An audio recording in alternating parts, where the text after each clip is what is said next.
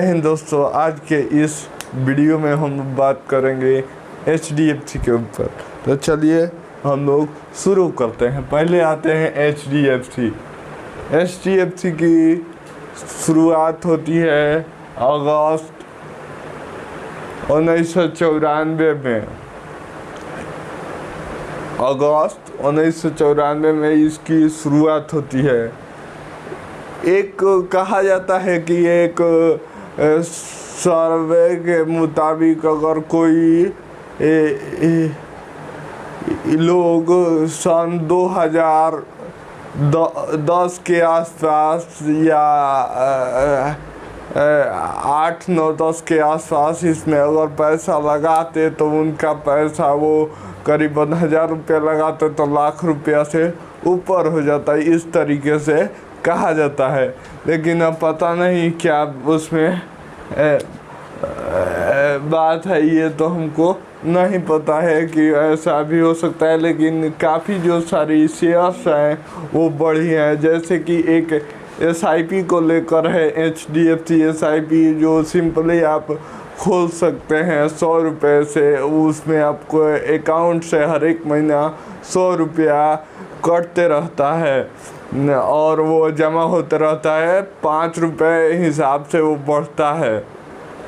उसको जैसे अगले महीने 105 रुपया हो जाएगा, इस तरीके से वो बढ़ता है। मान लीजिए कुछ 5-5 8 महीने करता 5-8-40, इस तरीके से वो धीरे धीरे मतलब 5-5 रुपये करके आपको एक सेविंग की तरह सेविंग आप उसमें कर सकते हैं। तो सबसे पहले हम लोग HDFC पे बात करते हैं। इसकी शुरुआत अगस्त 1994 में इसकी शुरुआत होती है।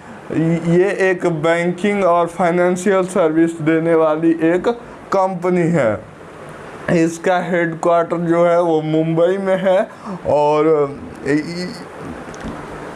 मुंबई में है इसकी क्वार्टर। यहाँ पे हम लोगों को देखना है कि 9092 जो ATM लोकेशन ब्रांच हैं, इसमें ब्रांचेस हैं कहाँ पे, लोकेशन इन इंडिया। ये केवल सर्विस देता है, केवल इंडिया में सर्विस देता है। और इसका ATM करीबन आप लोग देख सकते हैं कितना है इसका, 20,993 ATM इसका है। 20,993 इसका ATM है अभी तक वर्तमान में। ये हम 2024 का डाटा आपको दिखा रहे हैं, यहाँ से आप लोग देख सकते हैं।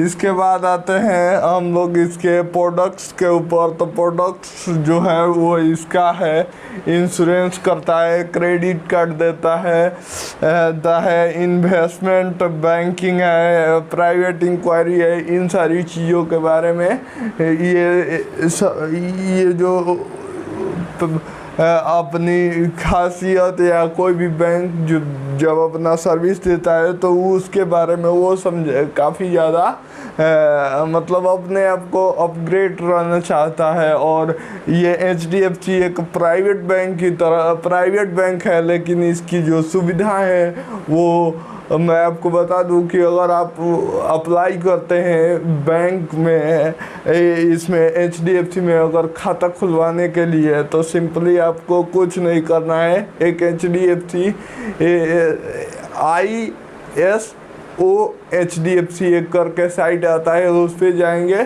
क्लिक करेंगे, उसमें एक फॉर्म आएगा, उसको फिल करेंगे। आपके घर पे HDFC का क्लाइंट जो है वो आपके घर पे आ जाएगा और घर पे आने के बाद आपका बैठे बैठे KYC हो जाएगा। लेकिन इसमें एक बात है HDFC बैंक कि इसमें बिना 10,000 अमाउंट के नीचे इसमें खाता नहीं खुलता है। और बैंकों में है कहीं पहले 0 बैलेंस में भी खुलता था, अब वो 500-1000 रुपये, जो प्राइवेट बैंक है वो 100 रुपये से भी खोल रहे हैं। लेकिन इसके हाथों हाथ आप सामान ले सकते हैं, जैसे ATM, debit card, credit card, chequebook, ये जो सारी चीज़ें हैं वो जब सरकारी बैंक भेजते हैं तो वो अकाउंट खोलने के बाद डाक से 15 या 20 दिन के बाद आपके घर पे पहुंचता है।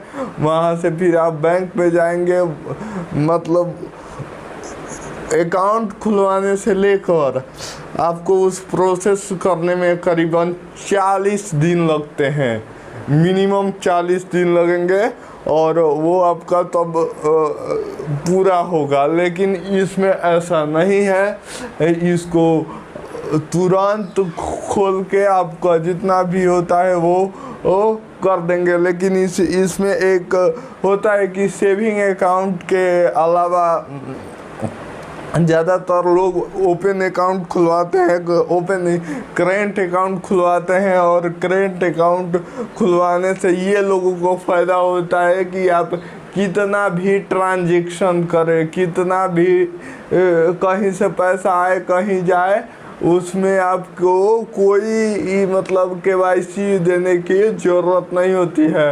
अगर आप सेविंग अकाउंट खोले हैं तो सेविंग अकाउंट में आप को मान लीजिए किसी ने 2 लाख रुपए भेज दिए, तो वो 2 लाख रुपए को आपको निकालने के लिए सबसे पहले आपका KYC नाउ योर कस्टमर कराना पड़ेगा बैंक में जाकर। और काफ़ी जो चीज़ें हैं